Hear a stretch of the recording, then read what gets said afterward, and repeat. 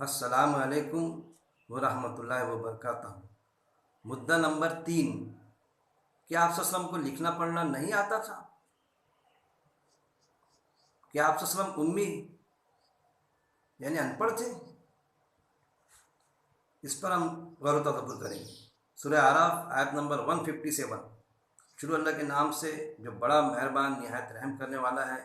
وہ لوگ جو پیروی کرتے ہیں رسول صلی اللہ علیہ وسلم امی کی، جسے وہ لکھا ہوا پاتے ہیں اپنے پاس توریت میں، مطلب جو توریت انجیل زبور میں جن کا تذکرہ تھا کہ ایک رسول آئے گا جس کا نام احمد ہوگا، تو رسول امی کی مطلب امی یعنی ان پڑھ نہیں، امی کے معنی ہوں گے نہیں جاننے والا، اس طرح لیں گے ہم، نہ کہ ان پڑھ۔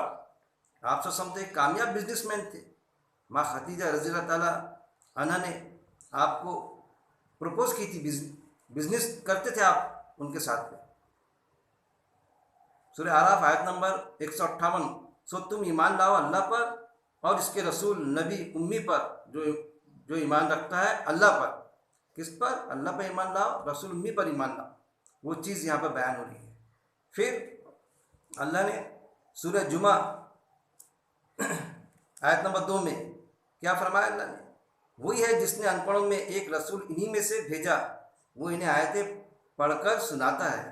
اب یہاں پر وہی ہے یعنی اللہ جس نے ان پڑھوں میں یعنی جو موجود تھے اس وقت میں، یعنی صحابہ رضی اللہ اجمعین جنہوں نے ایمان لائے، تو کیا وہ بھی ان پڑھ تھے؟ ان کو بھی پڑھنا لکھنا نہیں آتا تھا؟ ان پڑھوں میں سے ایک رسول یعنی ان پڑھوں میں ایک ان پڑھ رسول بھیجا، اس طرح نہیں کیا؟ صاف واضح ہو جاتا ہے کہ امی یعنی نہیں جاننے والوں میں، جو نہیں جانتے تھے اللہ کی بات کو، انہی میں سے کس کو رسول بنایا؟ جو نہیں جانتا تھا۔ ایمان کیا ہے، یقین کیا ہے؟ جو نہیں جانتا تھا وہی ہے اللہ جس نے ان پڑھوں میں سے یعنی نہیں جاننے والوں میں سے ایک نہیں جاننے والے کو کیا بنایا؟ رسول انہی میں سے بھیجا، وہ انہیں آیتیں پڑھ پڑھ کے سناتا ہے۔ کون سی آیتیں؟ اللہ جو نازل کرتا ہے وہ آیتیں ان کو پڑھ پڑھ کے سناتا ہے، وہ چیز لیں گے ہم۔ پھر سورہ عنکبوت آیت نمبر 48۔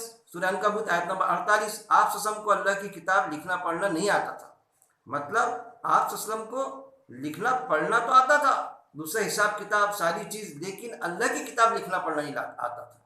یعنی آپ وسلم کوئی لیکھک نہیں تھے کتاب کے کہ کوئی کتاب لکھ دیے تھے، تو اللہ کی کتاب لکھنا پڑھنا یا اللہ کی باتیں لکھنا پڑھنا آپ وسلم کو نہیں آتا تھا۔ وہ ایک چیز کہ ایک انسان کو لکھنا پڑھنا آتا ہے لیکن وہ رائٹر نہیں ہوتا کسی مخصوص ایک مضمون کا، وہ چیز۔ سورہ شورا آیت نمبر 52۔ آپ وسلم کو خبر نہ تھی کہ کتاب کیا ہے، ایمان کیا ہے۔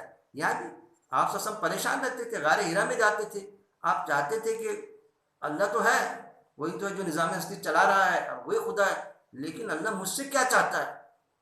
آپ وسلم کو خبر نہ تھی کہ کتاب کیا ہے، ایمان کیا ہے۔ کتاب کیا ہے یہ نہیں معلوم تھا، اللہ کی کتاب، اللہ کے احکامات، اور ایمان کیا، یقین کیا ہوتا، اسی لیے آپ غار ہرا میں جاتے تھے۔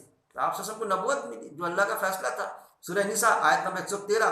آپ وسلم کو وہ باتیں سکھائی جو آپ وسلم نہیں جانتے تھے۔ پھر کون سی باتیں سکھائی؟ وہ باتیں، وہ غیب کا علم جو آپ وسلم نہیں جانتے تھے، صرف اتنا معلوم تھا کہ اللہ ہے، لیکن اللہ کیا چاہتا ہے آپ سے یعنی آپ وسلم سے، پوری انسانیت سے، وہ چیزیں وہ وحی کے ذریعے سے اللہ نے آپ وسلم کو سکھایا۔ اس طرح ہم لیں گے۔ پھر سورہ ہود آیت نمبر 49۔ آپ وسلم یہ قصے غیب کی خبریں ہیں، خبریں میں سے ہے ہم جس کی وحی تمہاری طرف بھیج رہے ہیں، اس سے پہلے نہ تم ان باتوں کو جانتے تھے اور نہ تمہاری قوم جانتی تھی۔ پھر کیا فرمایا اللہ تعالیٰ؟ یہ سب غیب کی خبریں ہیں، اس کے پہلے تم یہ چیزوں، یہ جو خبروں کو نہیں جانتے تھے اور نہ تمہاری قوم جانتی تھی، یعنی غیب کا علم آپ وسلم کو نہیں تھا، اللہ نے بتایا تو معلوم ہوا۔ دیگر مقامات پہ بھی یہ چیز آتی ہے، تو گویا کہ یہ بات ثابت ہو گئی آیتوں کے ذریعے سے کہ جیسا ہمیں بتایا جاتا ہے کہ آپ وسلم ان پڑھ تھے اور پھر ایک معجزہ جیسا ہو گیا کہ ان پڑھ کو سب کچھ آنا شروع ہو گیا، تو ایسا نہیں بھائی۔ آپ وسلم کو عربی باقاعدہ آتی تھی، اچھی خاصی عربی آتی تھی، صرف وہ نہیں معلوم تھا امی یعنی نہیں جاننے والا۔ جیسا قرآن کو کہا جاتا ہے نا ام الکتاب، یعنی کتابوں کی ماں، جو چیزیں نہیں جانی ہوئی تھی وہ جو جانکاری کتابوں نے بتائی پہلے، تو ان سب کی ماں، وہ جانکاری کی جانکاری قرآن میں موجود ہے، وہ طرح کہ ساری جانکاریوں کا مجموعہ اب قرآن میں موجود ہے۔